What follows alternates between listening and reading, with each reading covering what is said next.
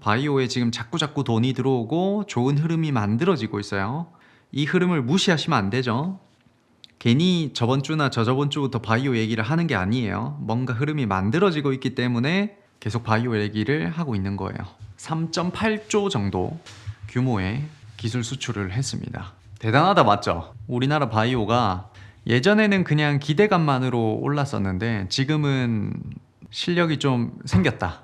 확실하게 내실이 좀 생긴 상태로 주가 견인을 하고 있다. 그러니까 예전이랑 조금 다르게 보입니다. 옛날에는 뭘 없는데 실체가 없는데 그냥 기대감으로 오르는 게 우리나라 K바이오였다면 지금은 실체가 있는 상태로 오르니까 이제 주가 상승이 좀 다른 거죠. 힘 자체가 다른 거죠. 그래서 어쨌든 한 5개, 4개, 5개 정도 앞으로 바이오 기업들에 대해서 자세히 공부를 하게 될 겁니다. 기대해 주셔도 괜찮고, 또 우리 리서치 팀에 일단 의사 2분이 있습니다.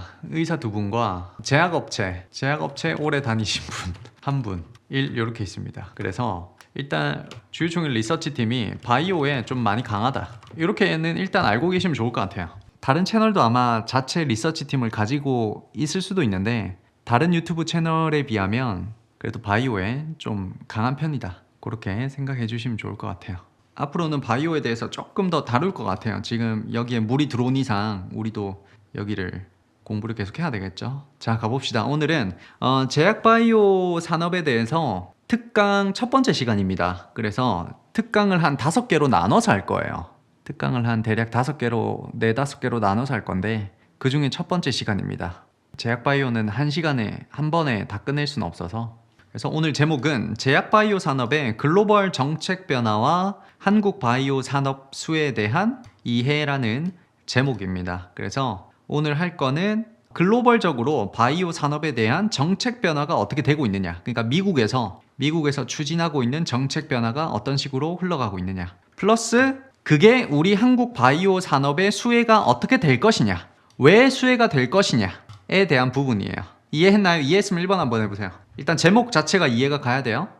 요 2가지를 다루게 될 겁니다. 자, 첫 번째 이제 서문입니다. 서문은 K바이오가 기대에서 실질로 가고 있다. 과거에 우리 K바이오 산업은 미래성장 산업이라는 이유, 그러니까 기대감이었어요. 실체가 별로 없는 상태. 그러니까 빅파마들이 우리나라 기업에 어떤 실체가 있어서 관심을 주지 않고 그냥 미래성장 산업이라는 이유만으로 올라가는 그런 느낌이었다면 현재는 기술력을 갖추고 있어요. 실질적인 기술력을 갖추고 실적이 나오는 애들이 이제 생기기 시작했어요. 그러다 보니 해외에 있는 빅파마들이 우리나라 기업들과, 우리나라 바이오 기업들과 제휴를 맺거나 기술 수출을 하거나 그런 실질적인 실체를 가지게 됐다라는 게 일단 중요한 사실입니다. 물론 우리나라 K바이오 전체가 실체가 있다고 보기는 어렵죠. 조선 업종은 조선 전체 대부분 업체들이 실체를 가지고 있지만 바이오 업체들은 아주 많은 기업들보다는 소수의 기업들이 이런 실체를 가지고 있다 정도로 보여집니다. 그래서 이런 변화의 중심에는 글로벌 정책이 지금 변하고 있고 금리가 변하고 있고 기술 변화에 대한 구조의 전환이 있습니다. 그 중에서 특히 이제 IRA 안에서 약가 협상제라는 게 있었죠. 약가 협상제가 있었고 생물보안법이 이제 곧 통과가 될 예정입니다. 이 2개 자체가 글로벌 의약품 시장의 구조를 재편하고 있다. 그래서 이 2개가 굉장히 중요하고, 그 다음에 특허 절벽이라는 게 있어요. 특허 절벽을 뒤에서 다루겠지만 우리가 익히 쓰고 있는 굉장히 중요한, 없어서는 안 될 의약품들이 대부분 2005년도부터 시작을 해서 2030년까지 뭘 맞게 된다, 뭘 두드러 맞게 된다, 특허 절벽을 두드러 맞게 된다. 이제 특허가 만료가 된다는 거예요. 특허가 만료가 되면 돈을 못 벌겠죠. 왜냐면 지금까지는 독점적으로 돈을 벌고 있었는데 특허가 만료가 되면 돈을 못 번다. 하여튼 그런 특허 절벽도 굉장히 지금 중요하게 영향을 끼치고 있습니다. 그래서 이제 한국은 기술력, 그리고 속도, 우리 한국 하면 또 속도죠. 속도.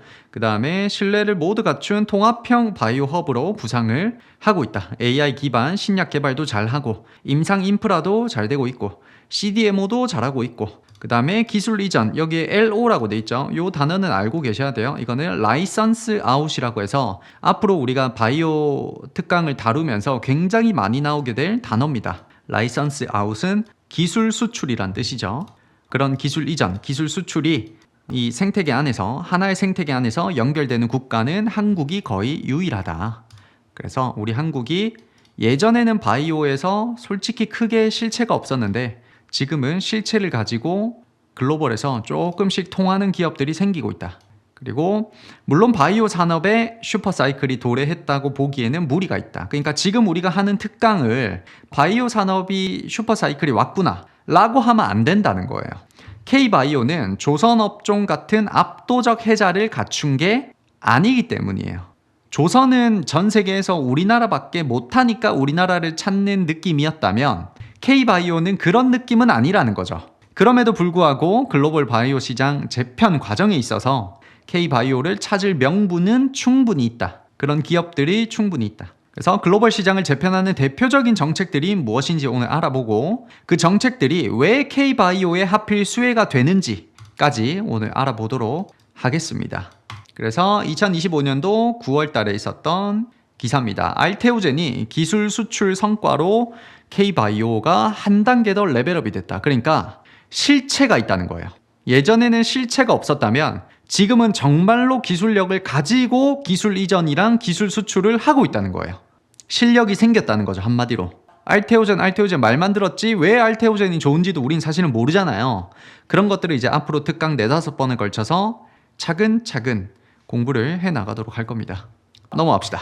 글로벌 바이오 정책의 구조 변화가 어떻게 될 것이냐, 어떻게 되고 있느냐. 첫 번째는 미국의 생물보안법을 공부를 해야 됩니다. 이 미국에서는 생물보안법을 지금 추진을 하고 있는데 2025년도 하반기에 이제 거의 하반기가 끝나가죠. 이제 12월이나 내년 1월쯤에 이 생물보안법이 통과될 확률이 좀 높죠. 물론 더 길어질 수는 있지만 시간 문제라고 보여져요. 상원이랑 하원에서 요거를 지금 조정 단계에 있는데 이 조정이 끝나자마자 통과된다고 봐야 되겠죠. 그래서 거의 다 왔다.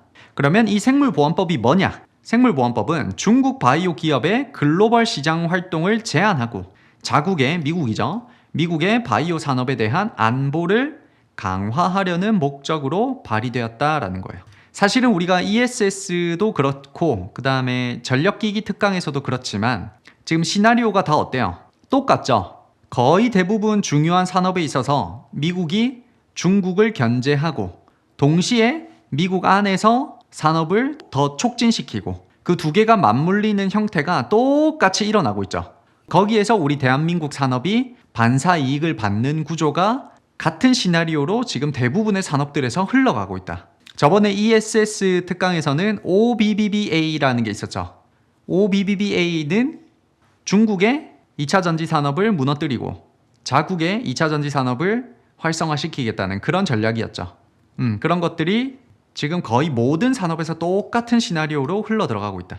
그래서 생물보안법의 핵심은 중국과 이제 비우호국이라고 하면 누굴까요? 뭐 이란이라든지 러시아라든지 그런 애들 있죠. 그런 애들의 이 CDMO 같은 애들을 겨냥한 법안입니다. 한마디로 중국뿐만 아니라 중국과 비슷한 애들, 이란이라든지 러시아라든지 사이좋게 지내지 않는 국가들의 바이오 산업을 무너뜨리겠다라는 게 핵심인 겁니다. 그래서 중국의 대표적인 기업들이 이런 것들이 있는데 이런 바이오 기업들이 전부 다 규제를 심하게 받고 있습니다. 우시앱텍이라든지 우시바이오로직스라든지 베이징 게놈 연구소라든지 이런 것들이 타격을 받고 있습니다. 여기에 계속 CDMO라는 말이 나오죠. CDMO. 그러니까 이 생물보안법은 중국의 CDMO를 좀 죽이겠다라는 데 초점이 조금 있습니다. 그러다 보니 우리나라에서 CDMO 제일 잘하는 데가 어디예요? 삼바죠, 삼바. 우리나라의 CDMO 제일 잘하는 데가 삼바고 거기가 수혜를 좀 받을 수가 있겠다라고 이제 예측을 하고 있는 거죠. 그래서 중국 바이오 기업들의 미국 내 사업 활동을 전면적으로 제한하는 법안입니다. 미국 정부의 보조금을 수령하는 기관이나 뭐 기업이나 대학 등이 지정된 우려 대상 기업의 장비나 서비스 같은 거를 구매하거나 사용하면 이 보조금을 못 받는 거예요. 사실은 반도체도 똑같죠. 반도체도 중국산 어쩌고 저쩌고 쓰면 돼야 안 돼요. 중국산 어쩌고 저쩌고를 쓰면 안 되고 중국의 장비를 팔아서도 안 되고 중국이랑 계약을 해서도 안 되고 그렇게 계약을 했을 때는 이 보조금이라든지 어떤 혜택을 전혀 받을 수 없는 그런 법안이었죠. 그러니까 반도체랑 사실은 똑같이 흘러가고 있다. 여기에 더해서 우려 대상 기업과 연관된 기업, 그러니까 연자재를 말하는 거죠. 이 중국에 있는 대상 기업과 꼭 직접적인 계약을 하지 않더라도 이와 연관되어 있는 기업과의 어떤 계약도 다 막아버리겠다는 거예요. 그렇게 하면 보조금 같은 거 안 주겠다라는 지금 법안입니다. 그래서 단계적으로 이제 시행을 하게 될 텐데 이미 중국이랑 계약이 체결된 애들이 좀 있겠죠. 그런 기업들이 있는데 그런 기업들에 한해서는 유예 기간을 주겠다라는 것도 법안에 들어가 있고, 그 다음에 자국 기업에 대한 리쇼어링은 조금 제한적이에요. 그러니까 리쇼어링이라고 하면 그런 거죠. 우리나라 기업이긴 한데 외국에 나가 있는, 외국에서 활동을 많이 하는 기업들을 다시 국내로 불러들이는 게 리쇼어링인데, 이 바이오 산업은 리쇼어링을 하기가 조금 힘들어요. 너무나 많은 이해관계가 있고 복잡한 산업의 특성 때문이에요. 그러면 외국에 나가 있는 미국 바이오 기업들이 다시 미국에 들어오기는 조금 제한적이지만 중국을 직접적으로 견제하겠다는 거에 목적이 있는 거예요. 이 생물보안법이라는 게. 그래서 결과적으로 우리나라 K바이오 중에서는 CDMO 쪽으로 반사수혜가 일어날 가능성이 매우 높다 라고 해석을 하시면 됩니다. 그 CDMO 안에는 삼성바이오로직스라든지 ST팜이라든지 SK바이오사이언스라든지 이런 애들이 들어가 있습니다. 까지 이해됐으면 1번 한번 해보세요. 지금 생물보안법까지 일단 끝낸 거예요. 미국에서 생물보안법을 추진하고 있는데 중국 죽이기가 사실은 핵심이더라 라는 게 사실은 전부입니다. 그 중에서는 특히 CDMO, 중국의 CDMO를 견제하는 내용들이 많이 들어가 있으므로 우리나라에서 CDMO를 특히 잘하니까 우리나라 K바이오의 삼성바이오로직스나 ST팜이나 SK바이오사이언스 이쪽으로 수혜가 될 가능성이 높다가 생물보안법 얘기였어요. 그 다음에 넘어갑니다. 약가 협상제로 넘어갑니다. 트럼프가 추진하고 있는 약가 협상제로 한번 넘어가 보겠습니다. 26년부터 이제 첫 약가 협상 적용이 예정되어 있습니다. 약가 협상제가 뭐냐라고 하면 한마디로 얘기해서 정부가 이 메디케어 약가를 직접 협상할 수 있도록 허용하는 법안이에요. 말이 어려워, 맞죠? 이 메디케어라는 게 뭐냐를 먼저 알아야 되는데, 미국의 메디케어는 65세 이상 된 사람에 대한 노인의료보험 제도입니다. 그러니까 전 국민을 대상으로 하는 거 맞다 아니다. 전 국민을 대상으로 하는 게 아니고 65세 이상이면 노인이죠. 그러면 노인들이 쓸만한, 노인들이 꼭 써야 되는 그런 의약품들이 있겠죠. 근데 그 의약품들이 꼭 써야 되는데 우리나라랑 약간 시장 구조가 달라서 문제가 생기는 거예요. 무슨 말이냐면 우리나라 같은 경우에는 우리가 노인이에요. 우리가 노인이면 어떤 약을 처방받는다든지 할 때 솔직히 값이 어때요? 약값이 어때요? 우리나라는 굉장히 저렴하죠. 그러니까 솔직히 말해서 우리는 약값 때문에 걱정을 하는 경우가 거의 없죠. 약값이 비싸가지고 지금 뭐 어쩌고 저쩌고 병을 못 고칠 것 같아요. 뭐 그런 게 거의 없잖아요. 이거는 우리나라 정부가 직접 제약사들과 협상을 끝낸 상태로 우리한테 제공을 하기 때문이죠. 약을. 이미 정부가 신약이 나오거나 뭐 어떤 약에 대해서 국민들이 자주 쓰는 약에 대해서는 정부랑 협상을 해야만 할 수가 있어요. 비싼 약은 비싼 이유가 뭐예요? 많이 안 쓴다는 거죠, 사실은. 굉장히 많이 쓰는 약은 무조건 우리는 정부랑 협상을 해서 우리가 쓰도록 되어 있습니다. 그게 한국의 구조예요. 그게 한국의 구조인데 미국은 시장 경제를 따르고 있어요. 바이오 업계가.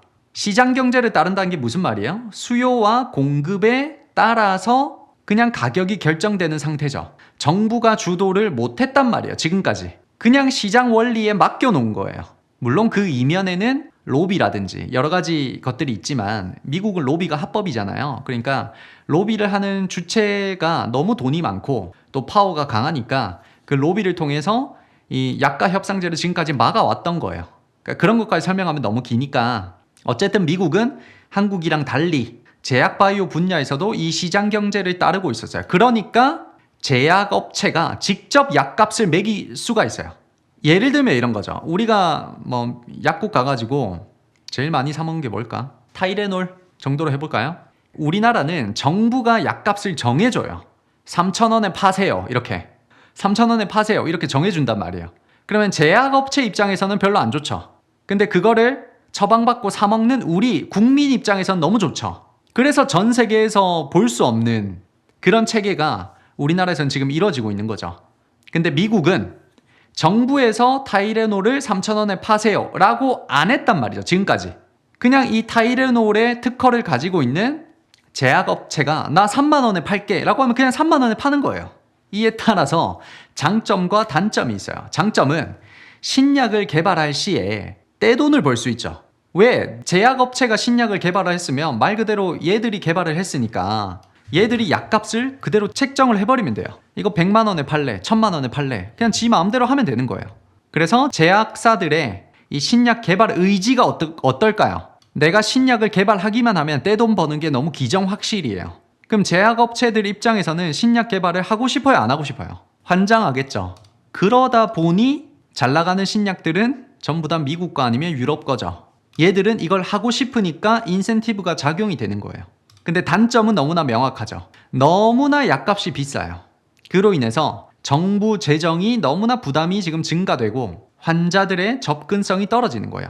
이 약이 꼭 필요한 사람들이 못 사 먹는 거죠. 그냥 너무 비싸니까. 그래서 미국에서는 정부 재정 부담이 이제 문제가 대두되기 시작한 거예요. 미국은 이 국민건강보험 메디케어가 고령층 의약품에 대해서 막대한 지출을 해왔어요. 왜? 약값 자체가 비싸니까 이 보험에서 나가는 돈도 많을 수밖에 없는 거예요. 이에 따라서 정부 지출을 줄이기 위해서 연방정부가 단일 처방 약품 중에 비용이 많이 드는 애들, 사람들이 많이 사 먹고 사람들이 꼭 필요하고 비용이 많이 드는 애들에 대해서 이 약품 제조사와 직접 약가 협상을 할 수 있는 제도가 이제 드디어 시도되고 있는 거예요. 약가 협상제가 왜 나와야만 했는가?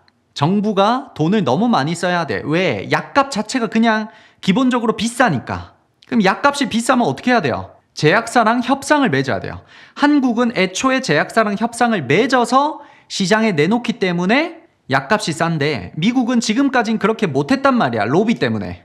근데 이거를 언제까지 두고 볼 수는 없으니까 지금 이 법안을 통과시키겠다라는 거예요. 됐나요? 그래서 핵심 조항을 보면 예전에 이제 2022년도에 IRA가 있었죠. IRA 안에 약가 협상 조항이 포함이 되어 있었어요. 그게 이제 순차적으로 건너 오다가 지금에서야 이제 2025년에서야 약가 협상제를 정확하게 밀어붙이고 있는 그 상황이 된 거죠. 그래서 2026년부터는 이미 대상 약품 10개가 선정되어서 협상이 지금 진행 중입니다. 그러니까 사실은 이것도 시간 문제라는 거죠. 약가 협상제가 안 될 가능성이 있나요? 라고 했을 때는 거의 없다는 거죠. 이것도 그냥 시간 문제다. 기다리면 알아서 약가 협상제가 통과될 가능성이 높다라는 거예요. 그리고 협상이 되는 기준에는 복제약이 없어야 되고, 그러니까 단일인 거죠. 오리지널이어야 되고, 미국 메디케어에 대해서 지출이 많은 이 약은 너무 사람들이 많이 쓰고 비싸니까 지출이 많은 부분에서 이제 협상 대상이 결정이 됩니다. 그래서 협상 결과로 제조사는 이걸 받아들여야 돼요. 받아들여야 되고, 이거를 거부하면 정부로부터 이제 한 차례 두드려 맞는 거예요. 그러니까 제약사 입장에서는 그냥 울며 겨자먹기식으로 협상에 응해야 됩니다. 물론 어디까지나 이 메디케어, 아까 65세 이상 된 이 노인 의료보험 제도 안에서 약값을 보조하는 것이므로 민간보험 시장에서는 여전히 제약사가 자유롭게 가격을 책정할 수가 있습니다. 그러니까 모든 약에 대해서 약값을 낮추겠다. OX. 맞아요? 아니에요? 약가 협상제는 모든 약에 대해서 약값을 낮추겠다. OX. 맞아요? 아니에요? X라는 거죠. 아니라는 거죠. 메디케어 보험에서 보조하는 약들 중에 인기 있고 꼭 써야 하고 대중들이 많이 찾고 비싸고 이런 애들이 대상이 된다라는 거예요. 그러니까 타이레놀 많이 찾죠? 예를 들면 이런 거예요. 예를 들면 그냥 타이레놀이라고 합시다. 사람들이 많이 찾는다, 맞죠? 효능이 좋다. 근데 미국에서 타이레놀 12개에 뭐 5만 원에 팔고 있었다고 하자. 그러니까 이런 게 이제 대상이 되는 거예요. 약가 협상제로 타이레놀을 이제 5천 원에 살 수 있다. 이렇게 바뀌는 거예요. 사람들이 이거를 굉장히 많이 찾고 효능도 좋고 하니까. 그래서 정책의 목적, 고령자, 장기 요양 환자의 약값 부담을 줄이고 메디케어 예산 부담을 완화하는 것에 있다. 물론 어디까지나 메디케어에 한해서 약값을 보조하는 것이므로 민간보험 시장에서는 여전히 제약사가 자유롭게 가격을 책정할 수가 있습니다. 여기를 제가 똑같이 썼네요. 따라서 시장 전체를 통제하는 것이 아니라 메디케어 대상 품목에 대해서 합리적 가격 상한선을 만드는 것에 주 목적이 있다라고 보여집니다. 그래서 이 메디케어로 인해서 영향이 어떻게 받을 것인가? 메디케어로 인한 이 약가 협상제로 인해서 바이오 업계에 어떤 영향이 있을 것인가를 한번 살펴보면 제약사는 기존의 고가 브랜드 약품에 대해서는 수익성이 낮아지겠죠. 당연히 5만원에 팔 수 있는 거를 이제는 3,000원, 5,000원에 팔아야 돼요. 10분의 1 가격으로 팔아야 되니까 수익성이 낮아질 수밖에 없겠다. 따라서 제약사는 비용 절감 및 공급망 효율화를 강하게 검토해야 되는 강제적인 상황에 놓였어요. 이제 비용을 낮춰야 되겠죠. 얘를 원래 얘 가지고 돈을 잘 벌고 있었는데 이제는 약값이 싸졌으니까 내가 약을 제조할 때 그런 것들도 비용 절감을 해야 되고, 그리고 공급망을 이제 중국 거를 또 쓰면 안 되니까 그런 것들을 다 고려해야 된다. 이에 따라서 만성질환적 시장보다는 고부가가치의 시장을 겨냥하고 있어요. 약가 협상제는 모든 약에 대해서 가격을 낮추겠다가 아니에요. 사람들이 많이 쓰는 약에 대해서만 그렇게 하겠다는 거예요. 꼭 필요하고 필수적이지만 많이 쓰는 것들 있잖아요. 거기에 대해서는 국민 부담을 줄이겠다는 거예요. 그러면 반대로 이 고부가가치 시장은 어때요? 사람들이 많이 쓰진 않지만 한 번에 사람들이 비싸게 사가는 그런 약들이 있을 거 아니에요. 이 약이 없으면 이 치료를 못하는 그런 상태. 그러면 여기에 대해서는 약가 협상제 대상이 아니기 때문에 여기를 개발을 하게 되면 돈을 여전히 많이 벌 수 있겠죠. 그래서 고부가가치 시장을 겨냥한 치료제, 의약품, 플랫폼 같은 것들로 이제 무게를 옮겨가고 있어요. 제약시장이. 그러면 우리가 저번 시간에 배웠던 ADC라든지 이중항체라든지 이런 플랫폼을 가지고 신약을 개발을 하면 내 마음대로 약값을 책정할 수가 있는 거죠. 그래서 한국 바이오 기업이 이러한 고부가 분야에서 기술력을 갖추고 있다 없다? 처음 들으면 논리가 어려워요. 약가 협상제는 피해갈 수 있는 몇 가지 방법이 있다. 그 중에 고부가가치 시장으로 넘어가면 된다. 근데 고부가가치 안에서는 특히 플랫폼 쪽이 중요한데 이 플랫폼을 잘하는 게 우리나라 한국 바이오 기업들이 몇 가지가 있더라라는 거예요. 됐나요? 그래서 그런 한국 기업들, 기술력을 갖춘 한국 기업들이 등장하게 되면서 미국 제약사와의 공동 개발을 한다든지 라이선스 협상 기회가 점점 더 커지고 있는 거예요. 오늘도 사실은 ABL 바이오가 상한가를 쳤죠. 누가 사갔어요? ABL 바이오의 그랩바디 B라는 플랫폼을 누가 사갔어요? 일라일릴리가 사갔죠. 지금 이런 상황이 앞으로 자주 등장하게 될 확률이 점점 높아지고 있다는 거예요. 우리 K바이오에서. 그래서 비용 절감 목적을 또 해야 돼요. 얘들이. 빅파마들이. 그래서 글로벌 아웃소싱을 잘해야 되죠. 직접 만들면 비싸고 해외에서 만들면 싸니까 또 그런 게 이제 CDMO에서 할 얘기가 있는데 일단은 그런 것들을 하는 게 CDMO다. 그래서 우리나라 K바이오의 CDMO에도 수혜가 예상이 되고 있다. 그래서 정리를 하자면 약가 협상제는 제도의 핵심은 미국 정부가 비용이 많이 드는 약품을 대상으로 제조사와 직접 약가 협상을 할 수 있는 권한을 갖게 됐다라는 거고, 두 번째, 한국 기업에 대한 기대도 있다.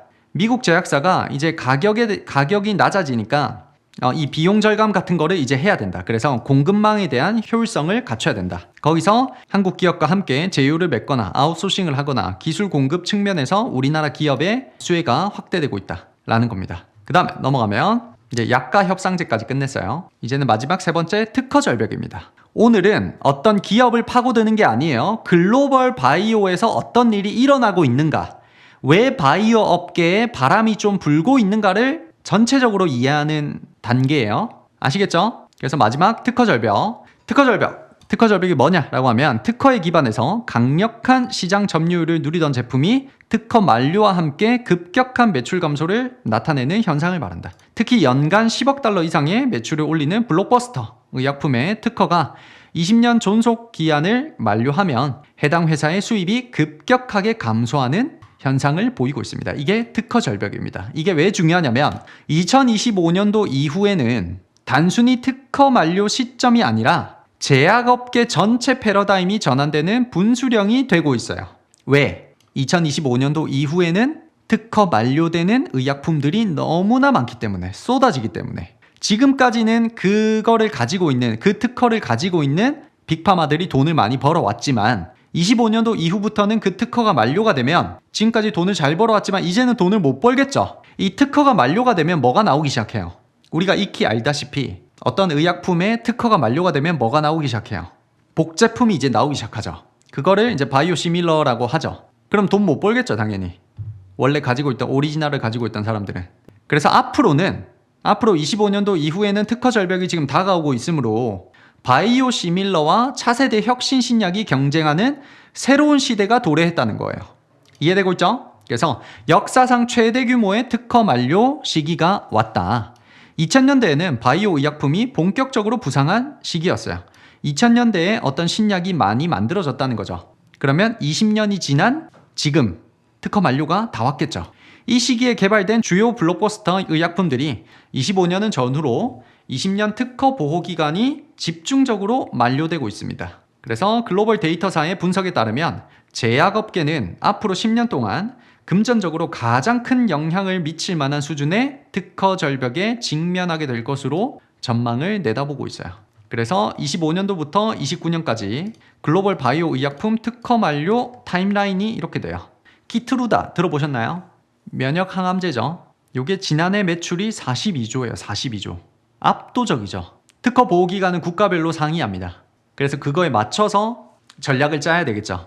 이런 키트루다 같은 게 28년도에 특허 만료가 돼요. 미친 듯한 돈을 벌게 해주고 있지만 앞으로 3년밖에 안 남았다는 거예요.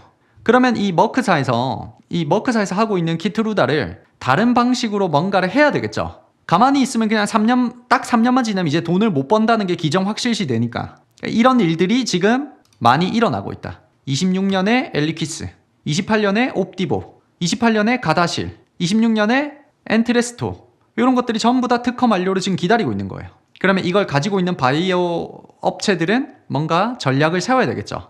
앞으로 돈을 어떻게 벌 것인가. 넘어갑니다. 그래서 이 특허 만료에 대한 영향을 한번 살펴봅시다. 글로벌 제약사들은 단순히 복제약이 아니라 신약 개발 경쟁력을 높이기 위한 플랫폼 기술, ADC라든지 이중항체라든지 SC 제형화라든지 그런 것들 이제 알테오젠이 하고 있죠. 이런 것들 확보에 집중을 하고 있어요.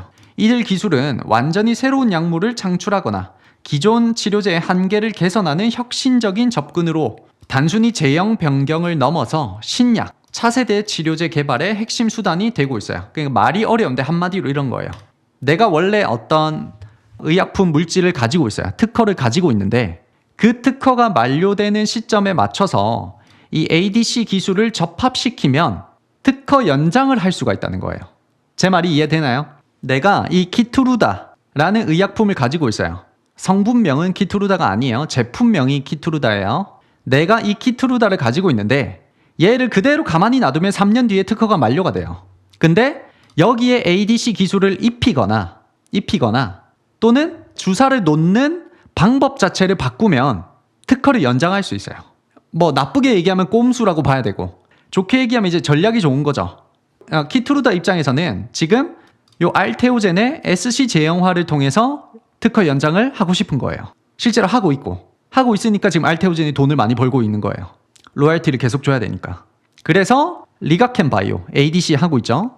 ABL 바이오, 오늘 상한가 친 이중항체 하는 ABL 바이오, 한올 바이오 파마, FcRn 이런 억제제 같은 거, FcRn 억제제를 하는 한올 바이오 파마, SC 제형 변화를 하고 있는 알테오젠, 이런 애들은 기존 약물을 개량을 하는 것이 아니라 글로벌 빅파마의 특허 절벽 이후에 신약 포트폴리오 확장 전략과 연결되어 있는 거예요.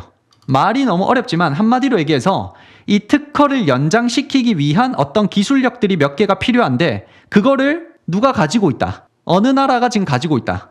우리나라가 가지고 있다는 거예요. 특허를 연장시키기 위한 우회 전략 기술을 우리나라가 지금 몇 가지 기업들이 가지고 있다는 거예요. 이게 있어야만 특허 연장 전략을 할 수가 있기 때문에. 그래서 이 기술을 사가려고 빅파마에서 지금 우리나라에게 문의를 주고 있는 거예요. 실제로. 오늘 ABL 바이오는 사갔죠. 실제로 사갔단 말이야. 오늘 1912에서 실제로 ABL 바이오는 사갔단 말이에요. 그러면 앞으로 리가켄 바이오라든지 한올 바이오 파마 이런 것들 사갈까? 사갈 확률이 높죠.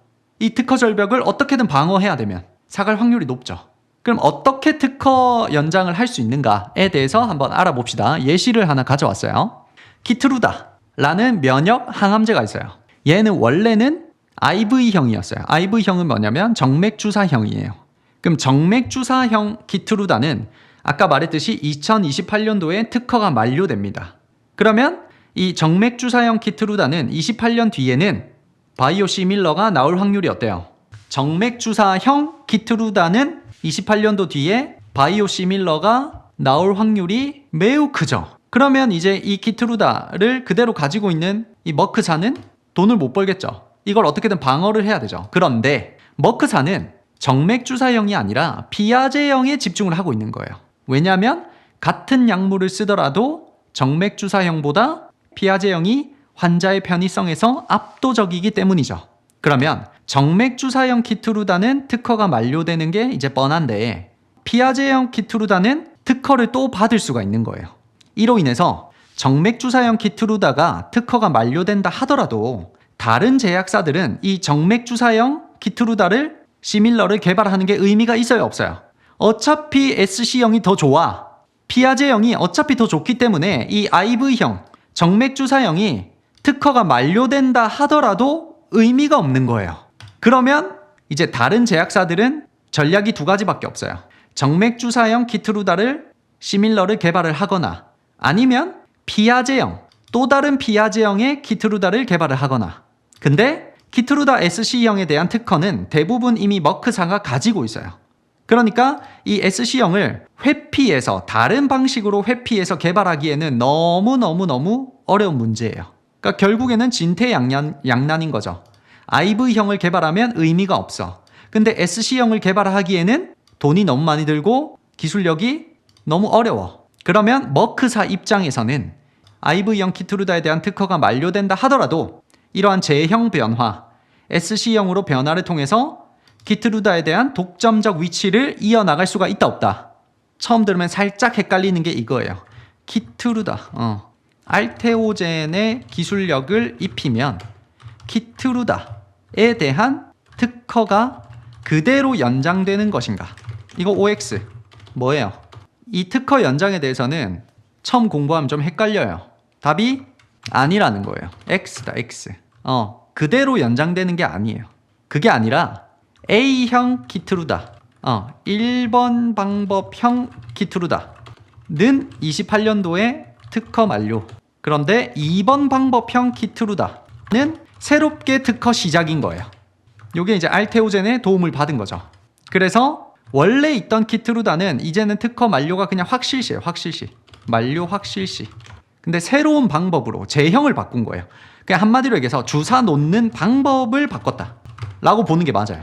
새로운 특허 획득한 거예요. 다시 20년 시작. 이제 이해가 가나요? 이제 이해가 간다. 1번 한번 해보세요. 원래 있던 방법 그 자체가 특허가 계속 연장되는 게 아니에요. 그렇게 이해하시면 안 돼요. 원래 있던 방법은 특허가 만료가 되는 게 맞아. 그냥 새로운 방법으로 개발을 또 했다는 거예요. 여기서 중요한 거는 이거죠. 1번 방법에 대해서 특허가 만료되면 시밀러가 나올 확률이 높다. 그러나 시밀러가 나와도 의미가 없다. 왜냐하면 2번 방법이 압도적으로 효과가 좋기 때문에. 그럼 결국 1번 방법은 개발해봤자 의미 없네? 이렇게 되는 거예요. 그러면 2번 방법으로 개발을 해볼까를 했더니 이미 머크사가 대부분 특허를 가졌다. 그러면 다른 제약사 입장에서는 이렇게 되는 거예요. 1번 방법으로 시밀러를 개발하자니 의미가 없고 2번 방법으로 개발하자니 이미 특허를 머크사가 가져갔고, 그럼 머크사 입장에서는 이렇게 되는 거예요. 28년도에 특허 만료된다 하더라도 독점적 위치를 그대로 가져갈 수 있는 방법을 찾았다라고 보여지는 거죠. 여기까지 나 진짜 이해됐다. 1번 한번 해보세요. 특허 절벽으로 인해서 지금 이러한 행보를 보이고 있는 거예요. 특허 절벽이 없었으면 이렇게 안 했겠지. 아직 특허가 10년 남았어. 그러면 이렇게 안 했겠지. 이제 특허가 3년, 4년밖에 안 남았으니까 어떻게든 방법을 찾은 게 이런 방법이라는 거예요. 예시를 통해서 이해를 한번 해봤어요. 특허 절벽이 지금 어떤 식으로 글로벌 바이오 업체들의 글로벌 바이오 시장에 영향을 미치고 있는가를 알테오젠이랑 키트루다로 인해서 예시를 한번 들어봤어요. 그 다음에 K바이오에 대한 영향. 앞서 특허 절벽으로 인해서 빅파마들은 신약 개발보다는 새로운 플랫폼 기술로 인해서 특허 연장, 즉 독점 위치를 이어나가고 싶어 하는 거예요. 그러니까 새로운 약물 그 자체를 개발하기에는 어때요? 이거 쉬울까 어려울까? SIB님 정확합니다. 정확한 비유입니다. 너무 어렵다. 근데 원래 있던 약물을 새로운 제형, 그러니까 주사 놓는 방법을 바꿔서 특허를 얻기에는 상대적으로 어때요? 쉽다라는 거예요. 상대적으로. 그러다 보니 플랫폼에 집중하고 있다. 근데 그 플랫폼을 누가 잘한다? K가 잘한다. K바이오가 잘한다. 그래서 플랫폼 분야에서 K바이오가 수혜를 받을 가능성이 매우 높아지고 있는 거예요. 그래서 플랫폼 쪽에서 K바이오가 굉장히 잘한다. 리가켄 바이오라든지 ABL 바이오라든지 알테오젠이라든지 하놀 바이오 파마라든지 여러 가지 것들이 있습니다. 그래서 지금 K바이오에 바람이 분다. 플러스 우리나라 바이오 업체들이 실력 자체를 가지고 있는 기업들이 나타나기 시작했다. 이러면서 지금 주가 상승이 일어나고 있다 라고 보는 게 맞는 것 같아요. 오늘 했던 내용 중에 K바이오 수혜만 보자면 뭐가 제일 중요한 개념일까? 1번 생물보안법, 2번 약가협상제, 3번 특허절벽. 셋 중에 뭘까요? 이 세 가지 중에 실제로 우리나라 K바이오의 주가를 올리고 있는 개념은 뭘까요? 바로 답을 맞추면 좀 그런데 맞아요. 3번입니다. 특허절벽 때문에 사실은 K바이오가 크게 수혜를 받는다고 생각을 하셔야 돼요. 이 1번이랑 2번은 우리나라의 수혜를 받을 때 사실은 큰 영향은 없어요. 아주 직접적인 큰 영향은 없다고 보는 게 맞는 것 같아요. 근데 이 특허절벽은 직접적으로 우리나라 K바이오에 수혜를 줄 수가 있다. 실제로 그렇게 지금 계약을 하고 있기 때문에 오늘 ABL 바이오가 상한가를 간 거죠. 리가켄 바이오도 오늘 19%, 18% 오른 거죠. 까지 해서 글로벌 정책 변화와 K바이오 수혜에 대한 이해까지 오늘 마무리를 한 거예요.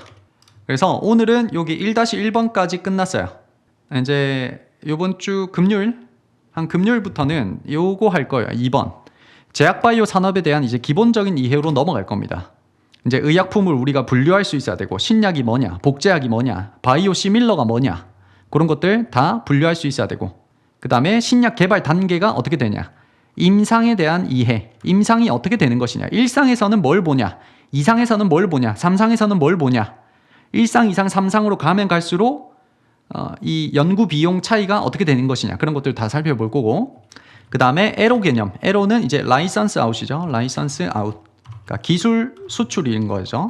기술 수출 개념에 대해서 우리가 배울 거고, 그 다음 마일스톤 전략이라는 게 있어요. 우리나라 바이오 업체들이 돈을 버는 방식에 대한 얘기예요. 이거는 그런 것들도 이해를 할 거고, 그 다음에 제약바이오의 밸류체인, 실제로 처음부터 끝까지 어떻게 약이라는 게 탄생하는 것이냐, 처음 개발 단계부터 중간에 뭐 임상을 거치고, 그 다음에 요 CDMO에 들어가서 생산을 어떻게 하고, 그 생산된 게 어떻게 유통되는지, 그런 것들을 다 살펴볼 겁니다. 그리고 나서 이제 기본기가 끝났죠. 2번까지 하면 기본기가 끝났어요. 기본기 끝나면 이제 뭘로 넘어가야 돼요? 항상 특강 구성이 똑같죠. 처음에는 글로벌 정책 변화를 배우고, 그 다음에 이 산업을 이해하기 위한 여러 가지 개념들을 배우고 나서 마지막에는 이제 뭘로 넘어가요? 종목으로 넘어가는 거예요 이제. 그래서 어떤 종목을 우리가 공부를 해야 됩니까? 로 넘어가는 거죠. 됐죠? 그래서 오늘은 1-1까지 끝냈다. 마무리 끝.